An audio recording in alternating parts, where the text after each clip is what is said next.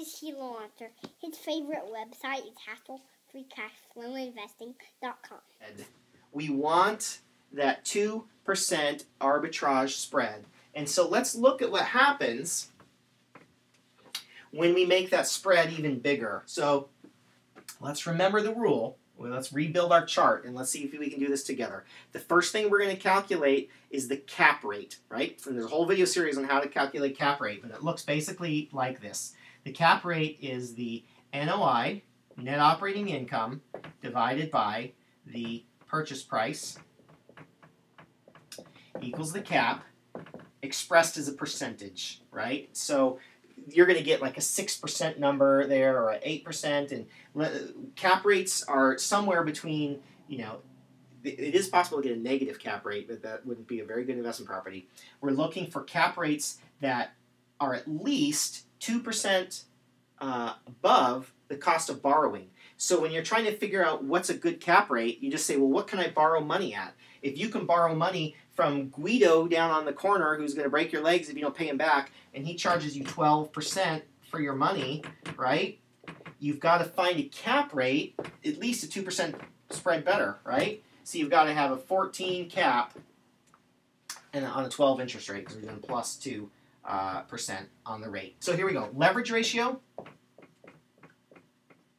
A leverage ratio, and I'm going to use 20-to-1 leverage ratio a lot because at Hassle-Free Cashflow Investing, we have lots of opportunities for you to get into property with 5% down, and that's something that's proprietary to our group. So we're looking at 20-to-1 leverage, right? We figure out our arbitrage spread.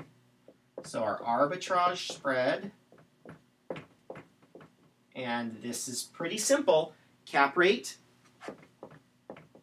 minus the interest rate equals the arbitrage spread.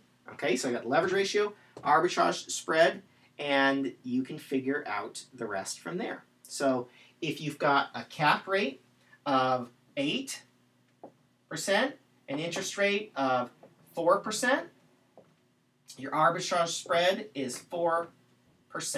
Okay, so we're going to turn this leverage ratio into, remember, we're going to make this a minus sign.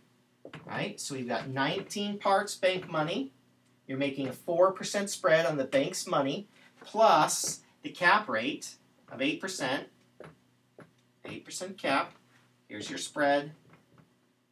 This represents the bank's money. And then you do the math, right? So 4 times 19 is obscene, right? So this is going to be 76. Are you kidding me? 76% plus the cap of 8 is 84% ROI. And the formula works. I mean, you could go do long spreadsheets and figure out if my math is correct, but it works. And the reason that this is extraordinarily amazing is because of the spread. You borrowed the money and invested it for a spread. If you just took this away, right, and you said there's 0 spread or 0 arbitrage, you're only making a cap rate. And so what's amazing about this time in history is when you look at historically getting that spread, you had to buy some ugly things that you didn't want to own that were full of hassle. That's not true right now in history. Help me go to hassle-free-cashflow-investing.com.